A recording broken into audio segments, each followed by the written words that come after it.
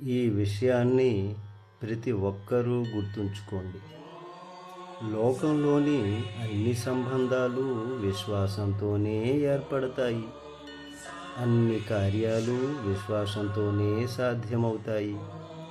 అలాగే అన్ని రోగాలకి నివారణ మొదట నమ్మకంతోనే అవుతుంది. ఆ తర్వాతే ఔషధంతో పని జరుగుతోంది. సమయం ఎప్పుడు మనకు అనుకూలంగా ఉండదో అప్పుడు మనం ఓర్పుతో ఉండాలి. ఓర్పు లేకపోతే అది మనకి నష్టాన్ని చేకూరుస్తుంది. అవమానం చిన్నతనం అంటున్నారు కదా, అభిమానానికి ప్రాధాన్యత ఇవ్వడం చేతనే అవమానం గురించి, చిన్నతనం గురించి ఆలోచిస్తూ ఉంటాం. వీటిని పట్టించుకోకుండా ఉంటే అవమానాల గొడవే ఉండదుగా. అప్పుడు అంత ప్రశాంతతే.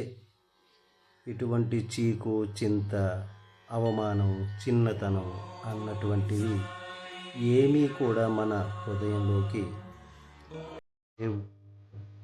అప్పుడే సుఖాన్ని, దుఃఖాన్ని సమానంగా చూడగలుగుతాము, ప్రశాంతంగా ఉండగలుగుతాము.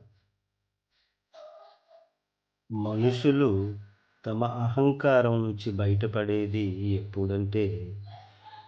ఎప్పుడైతే వాళ్ళు తమ దుర్భర పరిస్థితులను ఎదుర్కోవలసి వస్తుందో, నిస్సహాయతను ఎదుర్కోవలసి వస్తుందో, ఇక ఎప్పుడైతే అహంకారం అనే అంధకారం తొలగిపోతుందో అప్పుడు మనిషికి సత్యము, వాస్తవికత రెండూ అర్థం అవడం మొదలవుతుంది.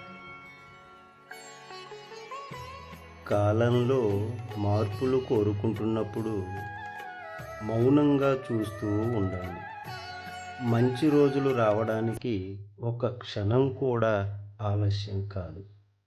సమయం మనకు అనుకూలించినప్పుడు మనం మన మనసుని ప్రశాంతంగా ఉంచుకోవాలి. మనకు అనుకూలించే సమయం వచ్చినప్పుడు పరిస్థితులు మారడానికి ఒక్క క్షణం కూడా పట్టదు. కాబట్టి దేనికి కూడా భీతి చెంది, భయపడి ఉండకుండా ప్రశాంతమైనటువంటి చిత్తంతో ఉండేటటువంటి వ్యక్తే, అట్లాంటి మనుషులే తమ జీవితాలను పండించుకుంటారు. జీవితాన్ని పండించుకోగలుగుతాము. అప్పుడే సుఖము కానీ, దుఃఖము కానీ రెండింటినీ కూడా సమానముగా చూడగలుగుతాము. అప్పుడు అంత దైవత్వమే మనకు కనిపిస్తుంది. అంత ప్రశాంతతే కనిపిస్తుంది. అంత సుఖ సంతోషాలతోనే ఉండగలుగుతాము.